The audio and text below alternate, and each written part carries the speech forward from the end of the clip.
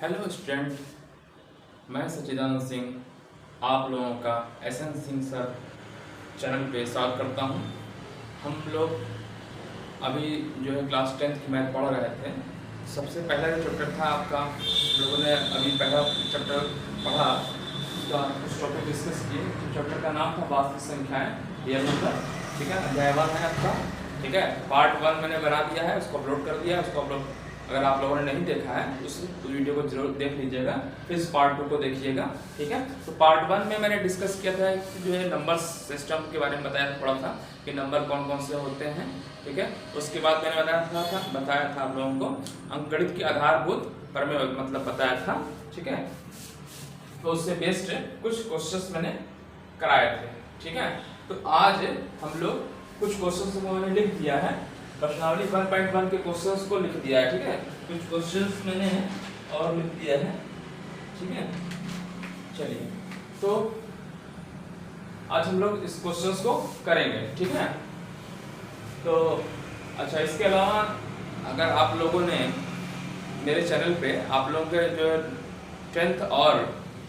9th के और 11th के भी क्लासेस चल रही हैं। ठीक है, कुछ वीडियो अपलोड हो गए हैं, तो अल्टरनेटिव वीडियोस आते हैं। ठीक है, तो अगर आप लोगों के भाई बहन या कोई रिलेटिव हैं तो उनको बता दीजिए चैनल के बारे में कि इसके सर पढ़ा रहे हैं, आप लोग वहाँ से देख सकते हैं। ठीक है, तो आज हम लोग पढ़ रहे थे क्लास 10th की मैथ, जिसमें था पहला वास्तविक संख्याएं। ठीक है, इसमें मैंने कुछ नंबर सिस्टम के बारे में बता दिया था आपको। ठीक है, और अंकगणित की आधारभूत प्रमेय बताया था मैंने। ठीक है, ठीक है, तो चलिए सिंपल सा क्वेश्चन, जो क्वेश्चन है प्रश्नावली 1.1 के क्वेश्चंस को मैंने लिख दिया है।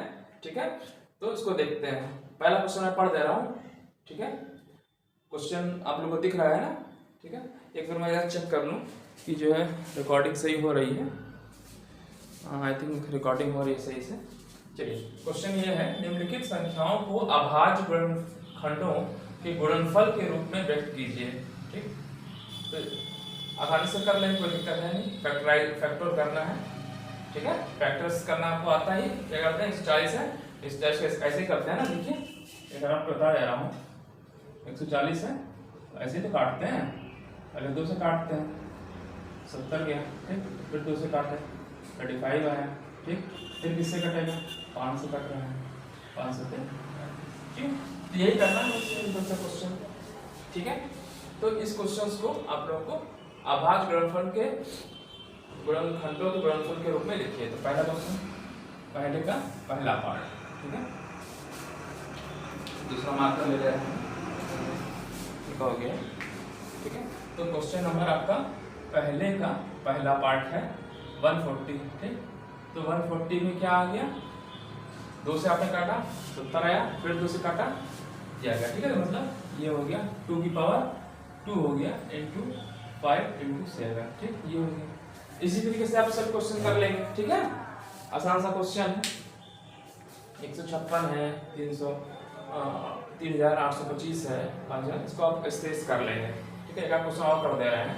चलिए, ठीक है, चलिए ये ले लेते हैं 5000, इसी तरह करना है। ठीक है, बस उसको लिख दे रहा है। किससे कटेगा, 2 से कटेगा, 2 से कटेगा, है ना। 3 से 5 चेक करते हैं, तो 5 तो कट जाएगा डायरेक्टली, है ना। 5 का 5। अब बताइए ये किससे कटेगा, 5000 5 है, 5 से मैंने काट दिया तो आपका जो आया। ठीक है, अब इसको और किसी से काट सकते हैं, काटिए, चेक करिए।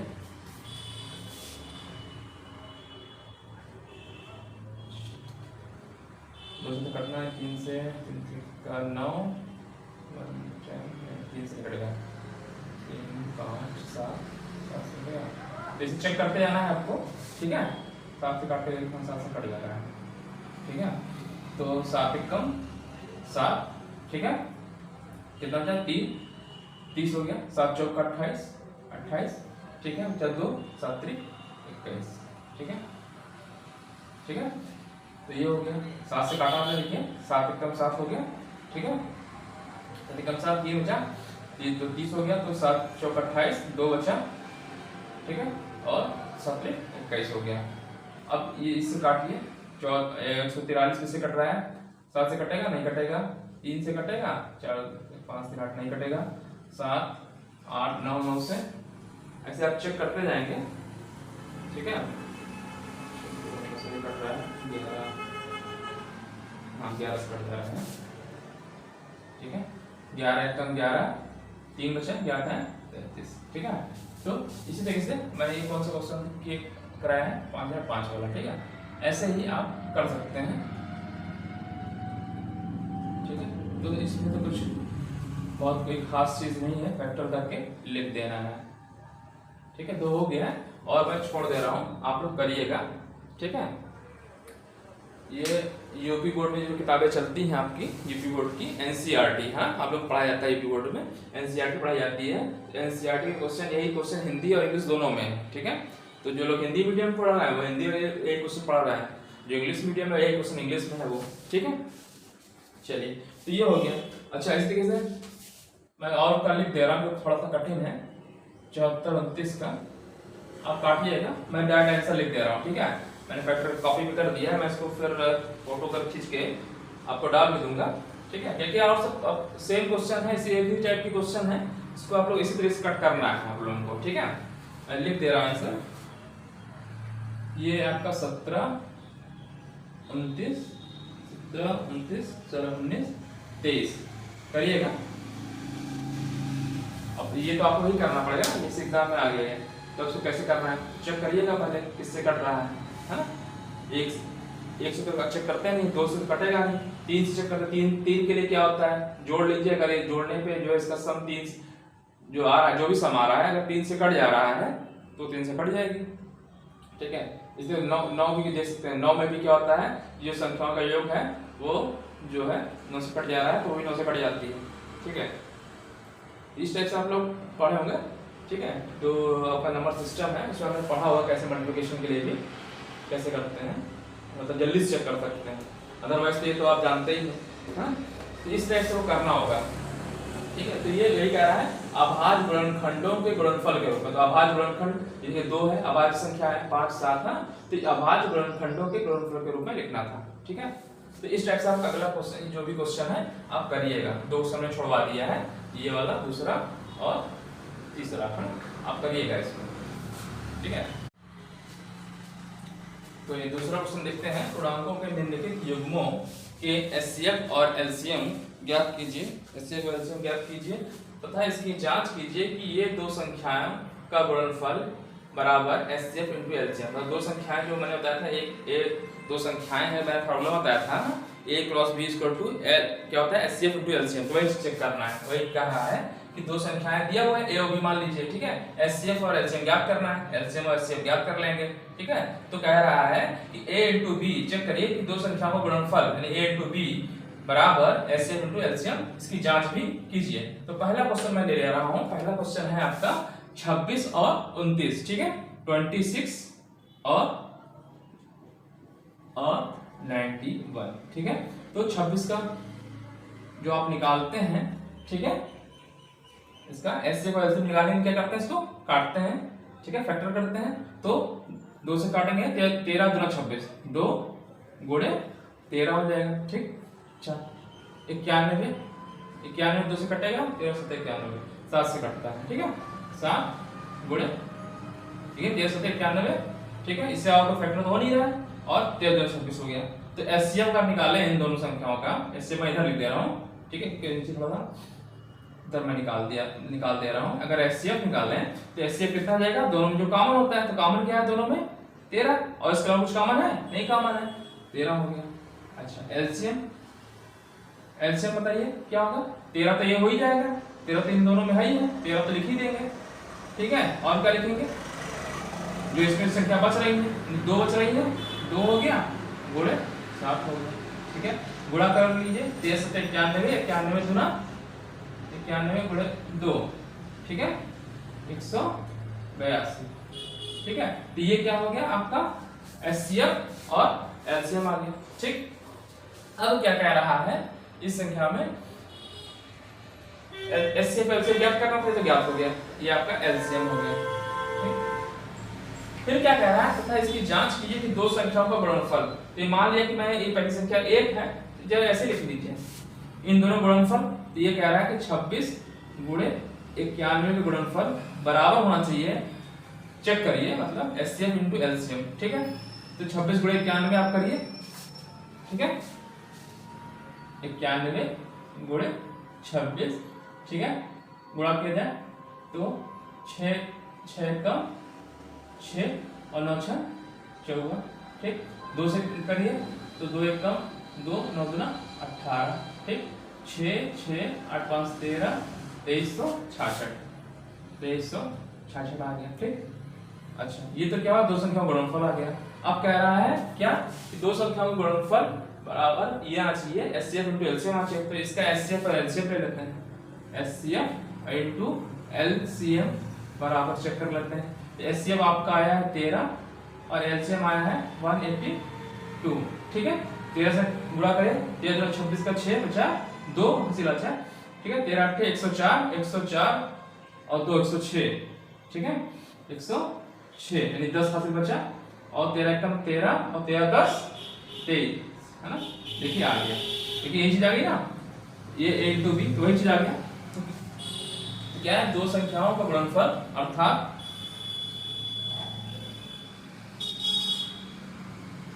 मतलब ये जो आया दो संख्याओं का गुणनफल बराबर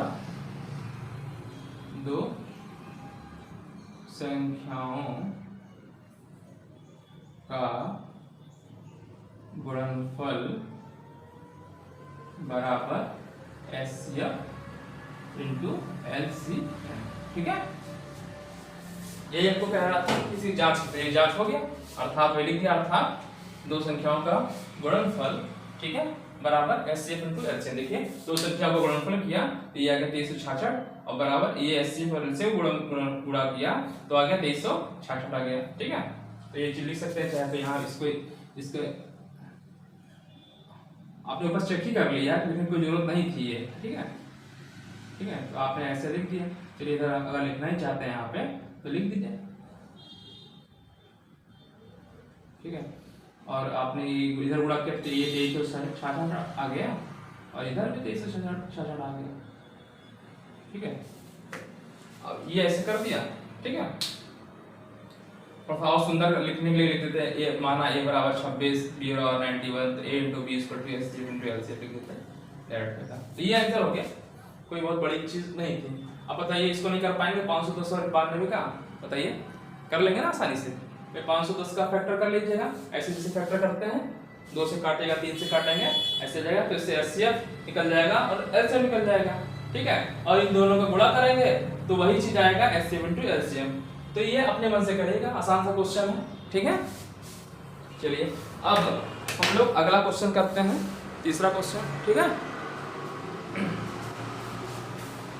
सब क्वेश्चन बता दिए, इस टाइप क्वेश्चन आप कर चुके हैं, बस अब ये दो क्वेश्चन मैं छोड़ रहा हूँ, इसको आप लोग करिएगा अपने मन से, ठीक है। और जो आपकी यूपी बोर्ड की किताब है एनसीईआरटी, वहां पे इसका आंसर अभी दिया हुआ है, तो वहां से आप मिला भी लीजिएगा, ठीक है। चलिए कॉन्सेप्ट तो आप लोग पढ़ ही चुके होंगे, पहले ही पढ़ चुके हैं।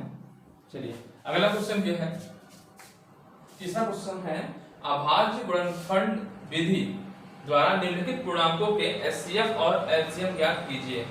12 15 21 17 23 29 8 9 25, ठीक है। क्या करना है, अभाज्य गुणनखंड विधि द्वारा निम्नलिखित का एचसीएफ और एलसीएम निकालिए, ठीक है। वही अभाज्य गुणनफल विधि, मतलब ये जो इस टाइप से लिखते हैं, ठीक है। इसको भी निकाल देते हैं ऊपर वाला भी।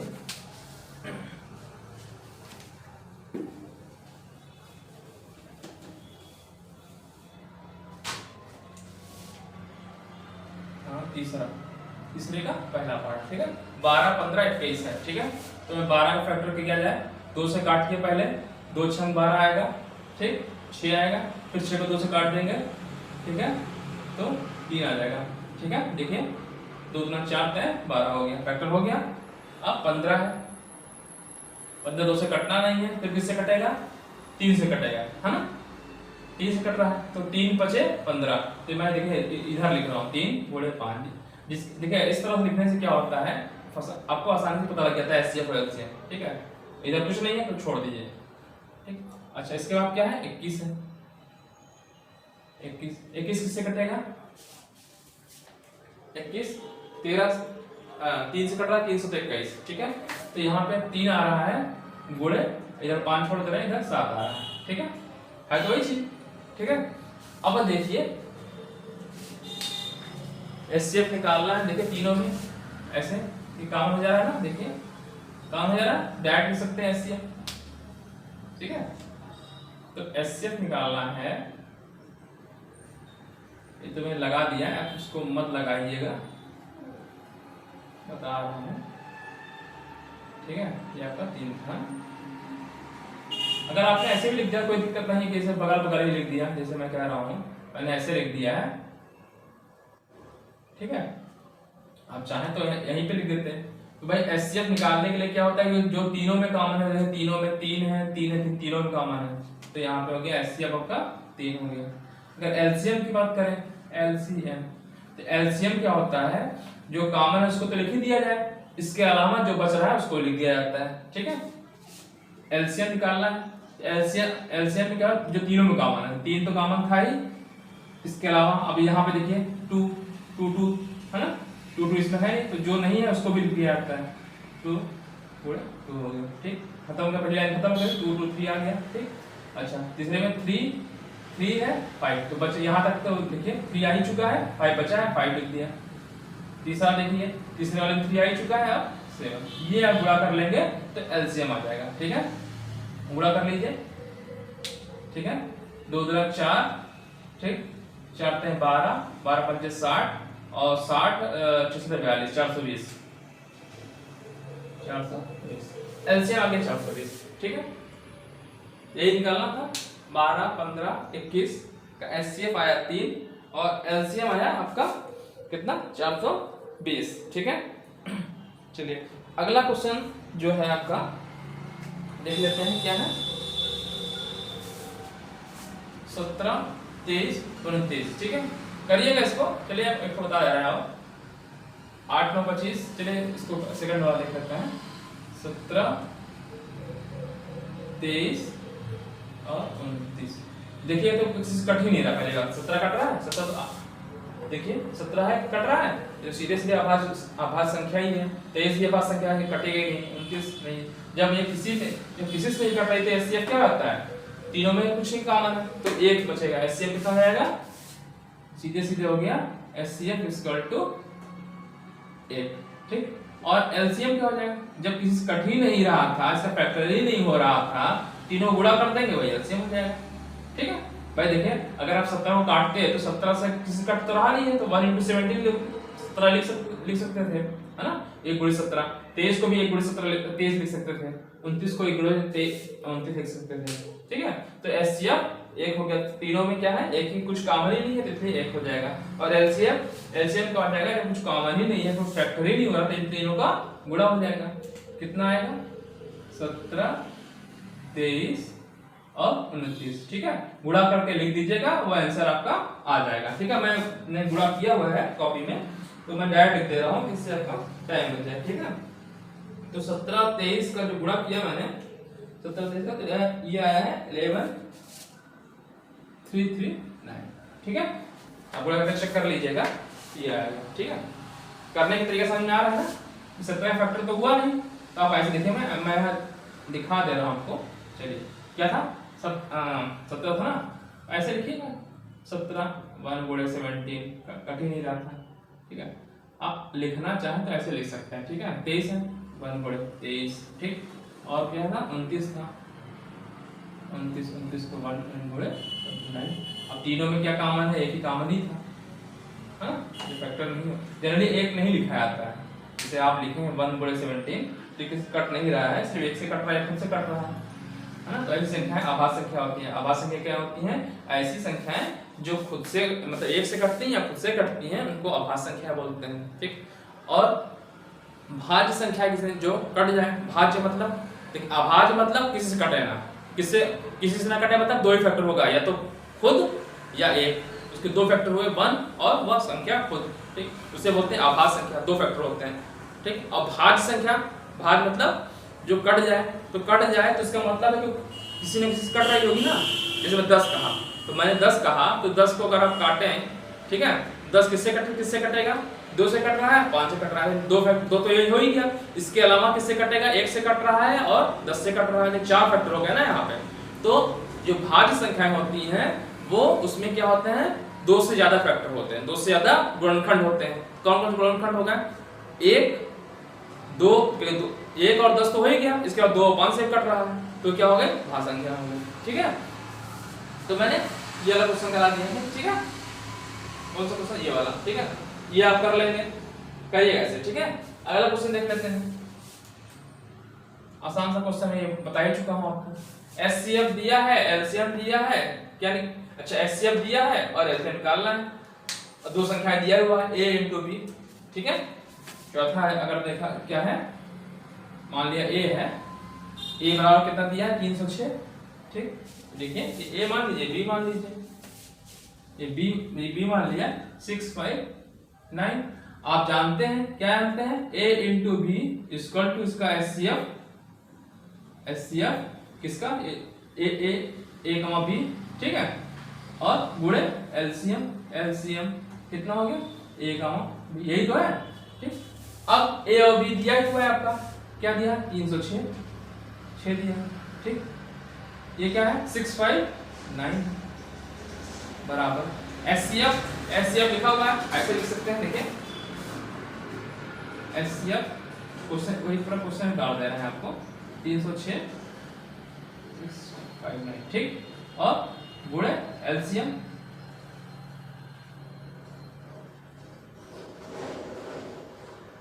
ठीक है। तो एचसीएफ की वैल्यू दिया हुआ है 9 दिया है, ये आपका दिया क्या है? 9। निकालना क्या है? एलसीएम 306 65। ठीक, और यहाँ पे 306 था, 65। तो आप निकाल लेंगे एलसीएम, ठीक है, आपका 9 बटे में आ जाएगा। तो एलसीएम निकालना है, एलसीएम 306 659 इज इक्वल टू 306 659/9। 3 से काटिए, 9 से काटिए, 9 से कट रहा है क्या? 36, 9 से कट जा रहा है। देखिए 100 से काट दे रहा हूँ, 9 से काटेंगे ये, तो 9 3 27 9 4 36। ठीक, और गुणा कर दीजिएगा। तो गुणा करके जो आंसर आएगा, मैं वो डायरेक्ट लिख दे रहा हूँ, गुणा करने पे आप उसको लिखिएगा 300।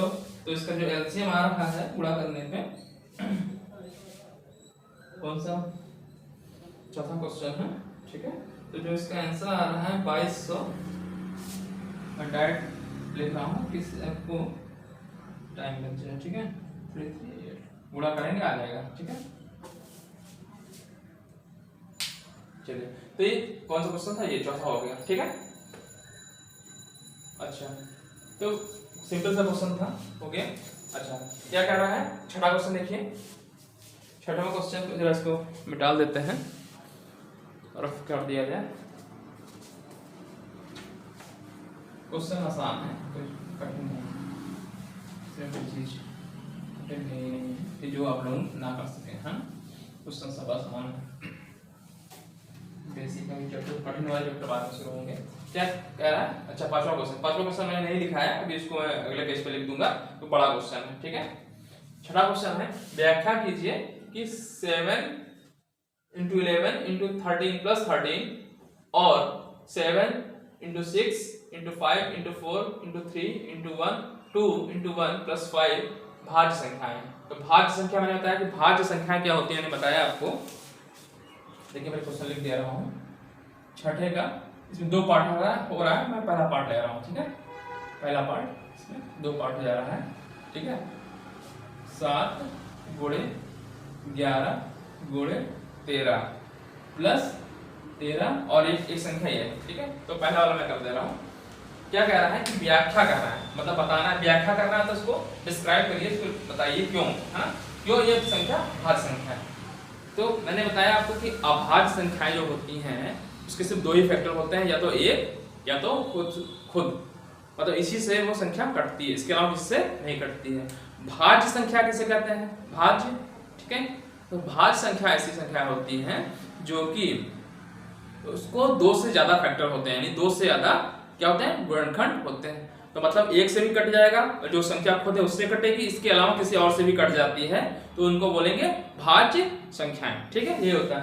ठीक, अब आप देखिए इस संख्या में क्या लिखा है, 7 × 11 × 13 + 13 है। ठीक है, देखिए 13 दोनों में कॉमन है कि नहीं, यहाँ पे भी कॉमन है, यहाँ पे कॉमन है ना, मैं 13 का क्या ले लूंगा, इसमें कॉमन ले लूंगा। ठीक है, तो हम अगर 13 दोनों से कॉमन ले लें, 13 कॉमन ले लिए, यहाँ कितना बचा, 7 × 11 + 1। देखिए 13 मैंने कॉमन ले लिया, 13 इसमें भी है, 13 इसमें भी है, प्लस लगाया ना। ठीक, तो 11 × 7 = 77 + 1 × 13। ठीक, यही हुआ, तो ये आ गया 13 × 78। ठीक है, कितना यही पे लिख दे रहा है इसको, चलिए 6 नहीं लग रहा है। ठीक है, अब गुणा कर दिया आप, तो देखिए अब ऐसे भी आप देखिए, चलिए फैक्टर कर दे रहे हैं।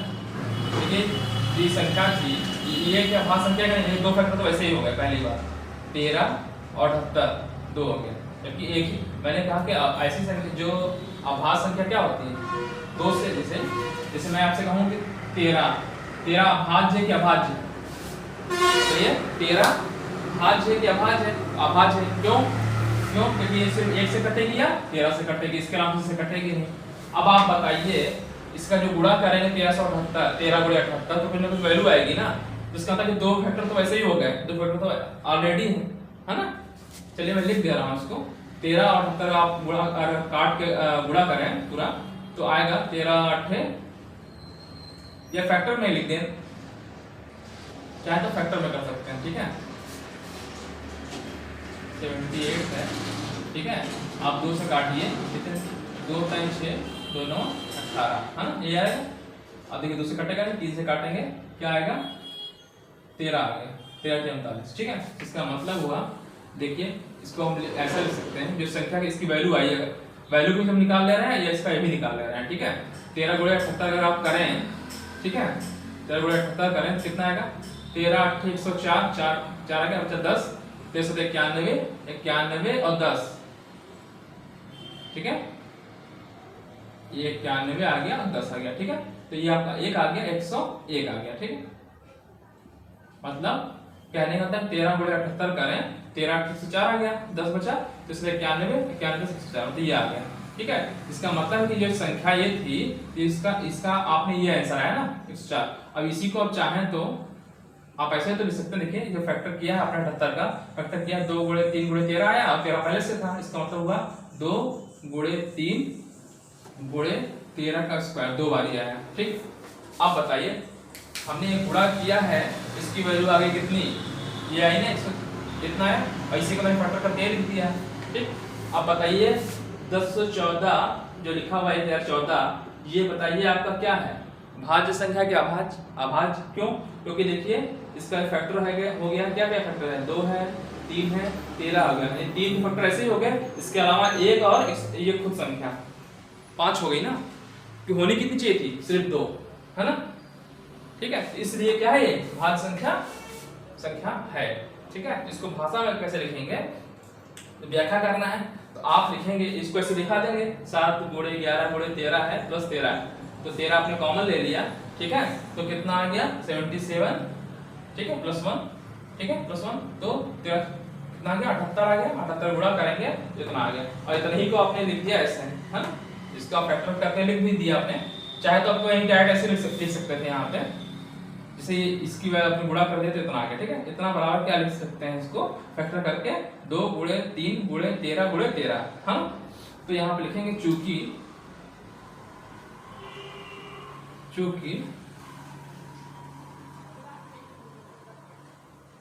अभाज्य संख्या के केवल 2 गुणनखंड होते हैं, 2 गुणनखंड होते हैं, ब्रैकेट में लिख सकते हैं क्या, कौन कौन, 1 और वह संख्या स्वयं, स्वयं, हाँ, ये होते हैं क्योंकि अभाज्य संख्या के केवल दो गुणनखंड होते हैं, एक और वह संख्या स्वयं। लेकिन यहाँ इसको आपने सॉल्व किया, इतना ये आ गया, ठीक है, 1000 जो भी आया, यहाँ 1014 के कितने हैं 5 है ना, के 5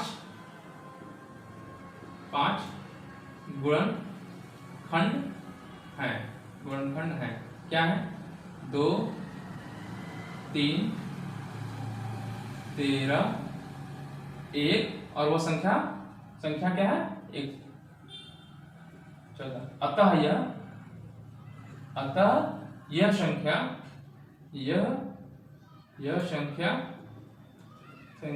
क्या है, भाज्य संख्या है,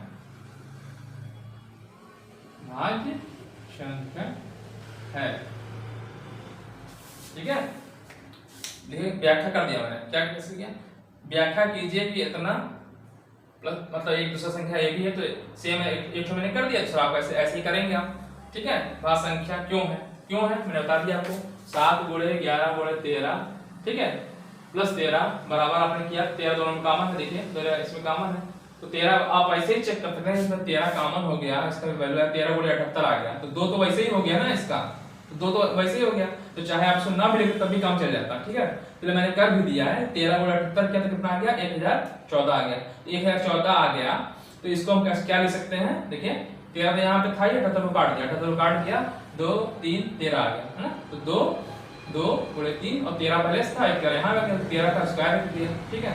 तो वही लिख दिया, देखिए क्योंकि अभाज्य संख्या के केवल 2 गुणनखंड होते हैं, एक और वह संख्या स्वयं, लेकिन यहाँ पे ये संख्या का इतना आ रहा है, तो 1014 के 5 गुणनखंड हैं, 2 3 13 1 और 114, अतः यह संख्या भाज्य संख्या है, ठीक है, अभाज्य नहीं है, क्योंकि अभाज्य संख्या देखिए यह संख्या क्या है, भाज्य संख्या है, ठीक। यह देखिए मैंने क्या लिखा है, अभाज्य लिखा है, ठीक है। समझ में आ गया होगा आपको ये क्वेश्चन।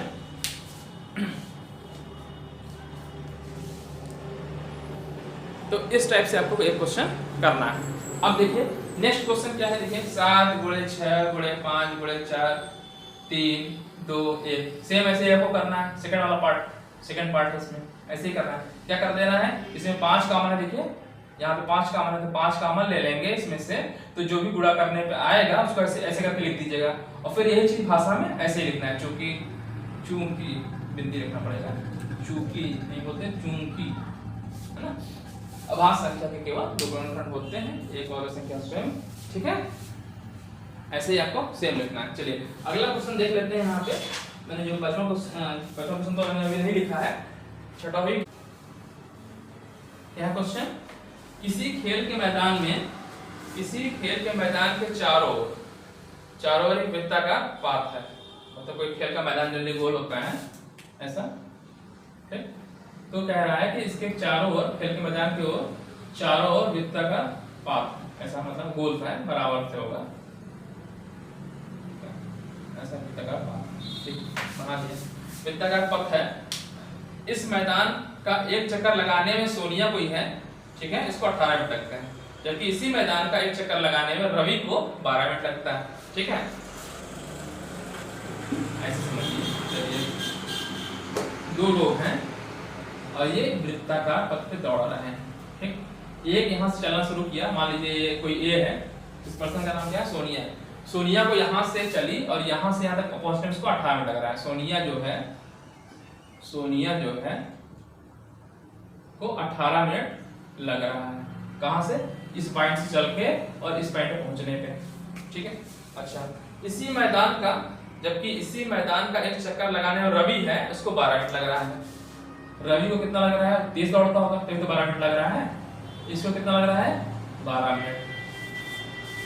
अच्छा, फिर क्या कह रहा है, मान लीजिए वो दोनों एक स्थान और एक ही समय पर चलना प्रारंभ करके एक ही दिशा में चलते हैं, कितने समय बाद वह पुनः प्रारंभिक स्थान पर मिलेंगे। कहने का मतलब सोनिया भी यहीं पे थी, रवि भी यहीं पे था, चलना शुरू किए, ठीक, यहाँ से चले तो कौन तेज दौड़ता है, रवि तेज दौड़ रहा है क्योंकि उसको 12 मिनट लग रहा है, तो सोनिया। तो जब रवि चलेगा यहाँ से, मान लीजिए रवि को मैं रेड से दिखा रहा हूँ। अगर रवि यहाँ से चलेगा तो रवि यहाँ पे 12 मिनट पहुंच जाएगा। रवि कितने मिनट पहुंच जाएगा? रवि को 12 मिनट में रवि यहाँ पे इस पोजीशन में पहुंच गया। पोजीशन मान लीजिए ए है, इस पोजीशन का नाम मान लीजिए ए। अच्छा सोनिया चल रही थी तो बताइए इसको लग रहा है 18 मिनट, तो 12 मिनट में वो कहाँ पहुंचे? 12 मिनट भाई उसकी स्पीड कम होगी तभी तो धीमे धीमे चल रही है भाई। ये मान लो बाइक से गया, मतलब कहने का मतलब तेज चल रहा है, बाइक से नहीं तेज चल रहा है, और सोनिया थोड़ा सा टाइम ज्यादा लग रहा है। तो जब 12 मिनट में तो थोड़ी सोनिया थोड़ी पीछे रह जाएगी ना यहाँ पे कहीं भाई। 12 मिनट में तो यहीं पे भाई जैसे चल रहा है तो रवि तो 12 मिनट में यहाँ पहुंच गया दौड़ करके यहाँ मैदान पे इस पॉइंट पे, लेकिन इसकी स्पीड जो आपका सोनिया है इसको 18 मिनट लगते हैं, तो 18 मिनट पे यहाँ पहुंचती ना। अब तो 12 मिनट यहाँ होगा। अच्छा अगर आप बात करें रवि का, जो रवि यहाँ से चला है 12 पे, ठीक है, तो और आगे जब चलेगा 18 मिनट 12 मिनट पे यहाँ पहुंच गया ए पोजीशन पे, फिर थोड़ा सा और आएगा 18 मिनट पे कहीं यहाँ पहुंचेगा। मान लीजिए 18 मिनट पे जो रवि आकर के यहाँ पहुंचेगा कहीं भाई। रवि की तो स्पीड तेज थी तो यहाँ पे मान लीजिए यहाँ पहुंचा है ना, सॉरी ये बी पे मैं कह दिया। रवि यहाँ से चलना शुरू किया और 18 मिनट पे कहीं यहाँ पहुंचेगा, तब जाके सोनिया यहाँ पहुंचेगी। इसका मतलब रवि तो तेज चल रहा है, ठीक है, रवि तो तेज चल रहा है ना, क्योंकि 12 मिनट में पहुंच जा रहा है। अच्छा फिर देखिए अगर रवि को फिर देखा जाए दोबारा, अगर फिर चलेगा देखिए जब, अच्छा बताइए एक चक्कर कितने मिनट में कर ले रही है? रवि कर ले रहा है 12 मिनट में, सोनिया कितना टाइम लगा रही है? 18 मिनट, ठीक है। अच्छा अगला मिनट अगर हम बात करें तो जब 2 चक्कर लगाने में रवि कितना टाइम लगेगा?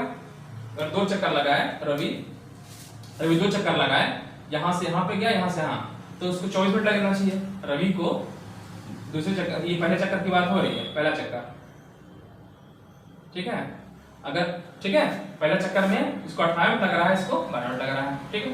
दूसरे चक्कर की बात करें, दूसरा चक्कर की बात करें तो रवि को दूसरा चक्कर पूरा करने में कितना टाइम लगेगा? 24 मिनट लगेगा। 12 2 24 देखिए 12 पे यहाँ पे गया, फिर 12 24 हो गया। अच्छा इसको कितना टाइम लगेगा? 18 2 36 लगेगा, है ना भाई। दूसरे चक्कर लगाने पे इसको 18 36 मिनट लगेगा, ठीक। अच्छा तीसरे चक्कर की बात करें अगर,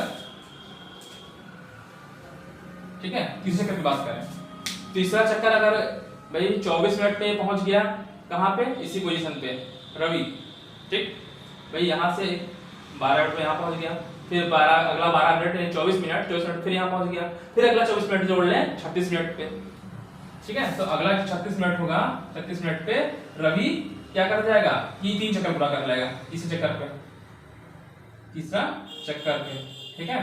देखा जाए देखिए मैंने कहा तो सोनिया दूसरा चक्कर पूरा करने में इसको 36 मिनट लग रहा है, और रवि को कितना लग रहा है? एक चक्कर में यहाँ पहुंचा 12 मिनट पे, फिर दूसरे चला तो 12 दूना 24 मिनट लगा, 24 मिनट में 2 चक्कर कर लिया, और तीसरा जब चक्कर किया तो 36 मिनट लगा, ठीक है। तो 36 मिनट पे 3 चक्कर पूरा कर ले रहा है रवि, क्योंकि सोनिया कितनी कर ले रही है? 2 ही चक्कर कर ले रही है, क्योंकि उसको 18 मिनट लग रहा था ना। तो देखिए आपने क्या किया इन दोनों का, कैसे नहीं, अब देखिए 36 मिनट बाद ये दोनों क्या होगा? एक ही पोजीशन पे आ जाएंगे भाई। यहां से चल रहा है, यहां पहुंचा, है ना।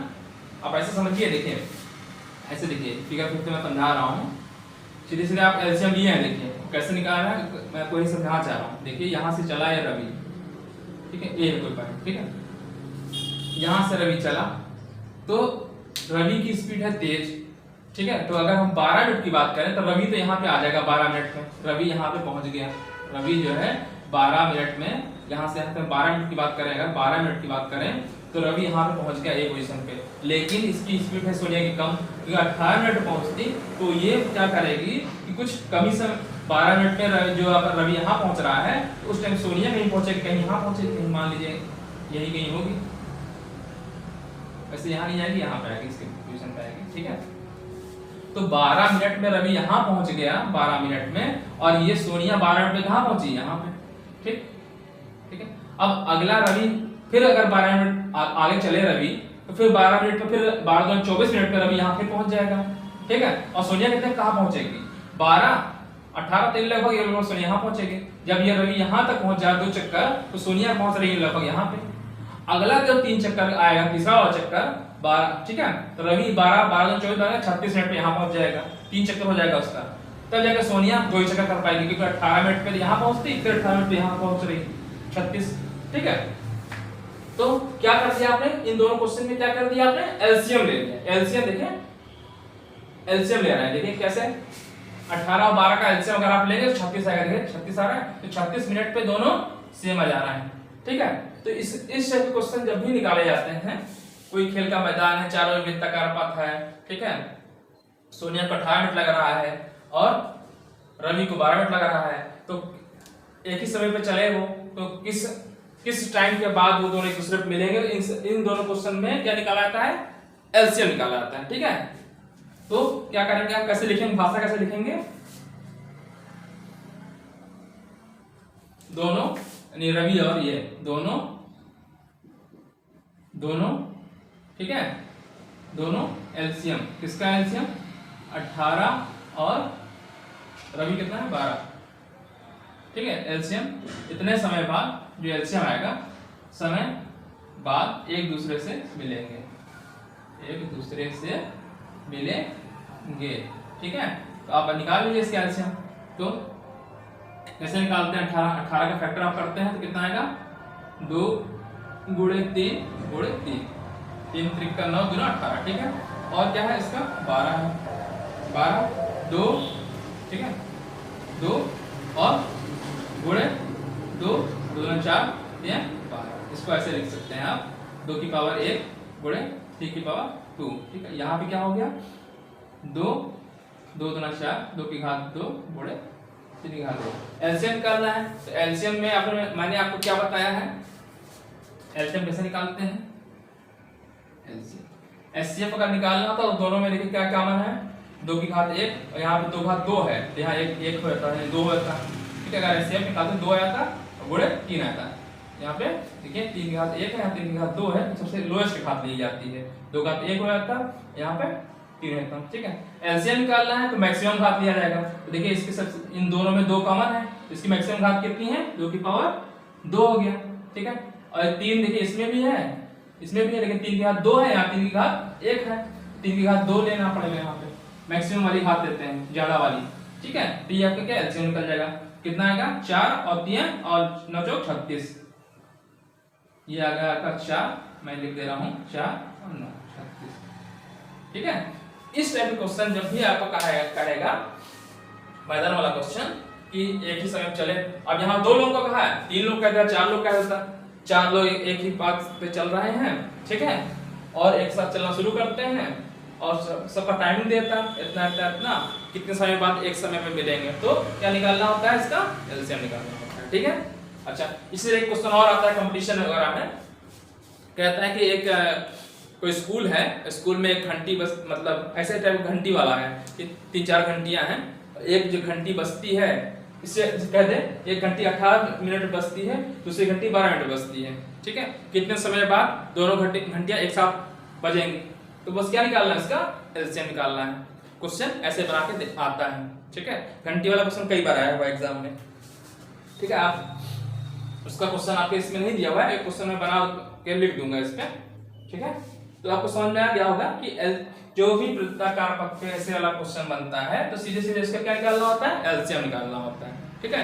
इसी तरह क्वेश्चन कहते हैं कि एक के टाइम पे जो है 3-4 घंटियां हैं, उनका टाइमिंग इसे दे देगा, 4 को इसे देगा 18 12 6 है ना 20 एक साथ बजती हैं, तो कितने समय बाद दोबारा एक साथ फिर से बजेंगी, तो क्या निकालना होगा, सीधे सीधे एलसीएम निकालना होगा, ठीक है। चलिए अगला क्वेश्चन मैं लिख दे रहा हूं, रह जाते हैं छठा क्वेश्चन, जो 5वां क्वेश्चन है उसको बाद में लिख देते हैं क्योंकि वीडियो लंबा हो जाएगा, ठीक है। तो आज के लिए इतना ही, इसके बाद वाले जो पार्ट में जो छठा क्वेश्चन है मैं उसको लिख दूंगा, जो क्वेश्चन छोड़ा है मैंने 5वां, ठीक है, वो इसके बाद में उसको लिख दूंगा, ठीक है, और उसको सॉल्व करा दूंगा, ठीक है। और उसके बाद फिर नया टॉपिक आपको शुरू करूंगा।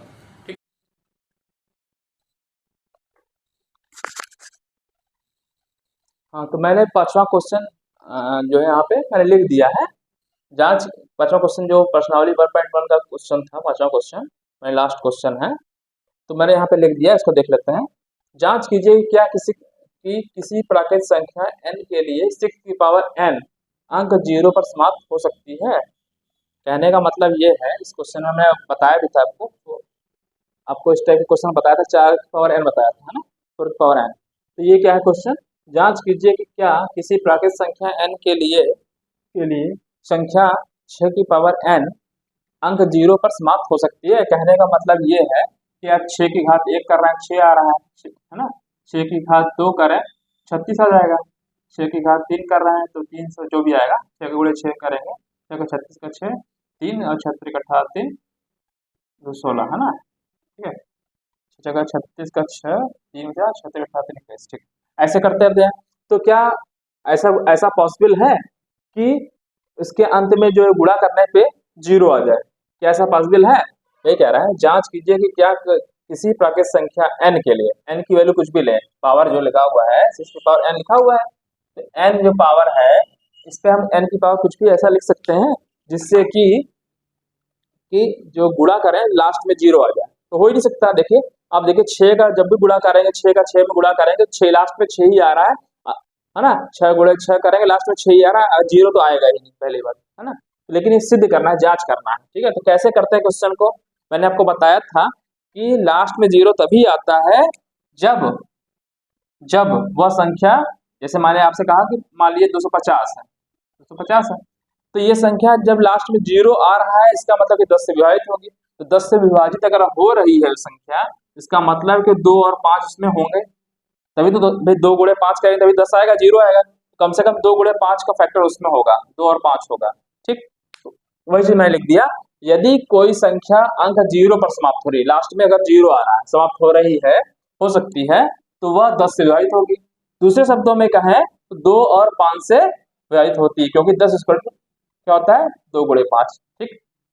फिर मैंने आपको बताया था 4 की पावर n वाला बताया था क्वेश्चन, उसी टाइप क्वेश्चन देखिए, 6 की पावर n का अभाज्य गुणनखंड क्या होता है, 2 गुणे 3 लिखते हैं, अभाज्य गुणनखंड करें 2 गुणे 3 हो गया, तो अब पावर n लगा हुआ है तो इसे ब्रेक कर लेंगे, 2 की पावर n हो जाएगा और 3 की घात n हो जाएगा, ठीक।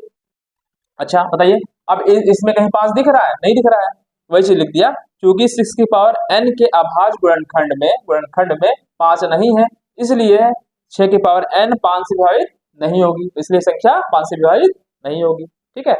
फिर अंकगणित की जो आधारभूत प्रमेय की अद्वितीयता हमें यह निश्चित कराती है कि 6 के पावर n के गुणनखंड में जो लिखा हुआ है 2 और 3 के अलावा के अतिरिक्त कोई अभाज्य गुणनखंड नहीं है, अतः किसी भी प्राकृतिक संख्या n के लिए n की स्क्वायर n के लिए संख्या 6 की घात n अंक 0 पर समाप्त नहीं हो सकती, ठीक है। तो इसको इस तरीके से लिख के क्वेश्चन किया जाता है, ठीक है।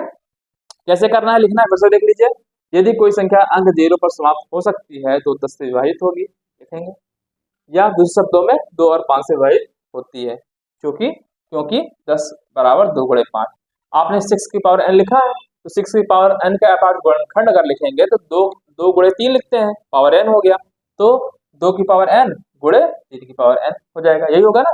अच्छा इसमें कहीं 5 आ रहा है, नहीं आ रहा, तो लिखेंगे अगले लाइन में लिखेंगे, चूंकि 6 की पावर n का अभाज्य गुणनखंड में 5 नहीं है, इसलिए 6 की घात n 5 से विभाजित नहीं होगा, विभाजित नहीं होगा, वही चीज लिख दिया।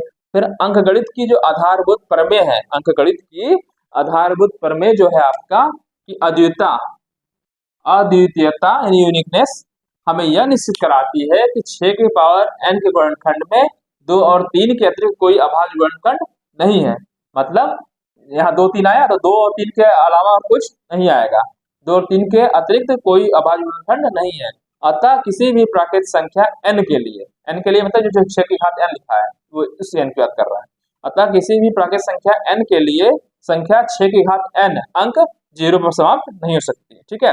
इस तरह कोई भी क्वेश्चन करते हैं 7 की पावर n, 8 की पावर n, ठीक है, कुछ भी कर सकता है, अगर 8 की पावर n करेगा तो 2 गुणे 2 आएगा, 2 की घात 3 आएगा, वो आप लिखेंगे, ठीक है, बस यहाँ 2 की घात 3n हो जाएगा, ठीक है। चलिए तो ये क्वेश्चन मैंने करा दिया है, ठीक है। तो आप अगर आपको हमारा वीडियो समझ में आया है, अच्छा लगा है, ठीक है, तो इसको लाइक करिए और चैनल को सब्सक्राइब करिए, ठीक है। और हमारे इस वीडियो को दूसरे बच्चों के पास जो लोग कोचिंग नहीं पढ़ सकते हैं तो उनके पास पहुंचाने की कोशिश करिए, ठीक है, जिससे वो लोग भी देख सकें, और उनसे वीडियो को सब्सक्राइब करने के लिए भी कीजिए, कहिए, ठीक है। तो ज़्यादा से ज़्यादा बच्चों के पास हमारा वीडियो पहुंचाइए, जिससे वो लोग भी लाभान्वित हो सकें, ठीक है। थैंक यू, आज के लिए इतना ही, धन्यवाद।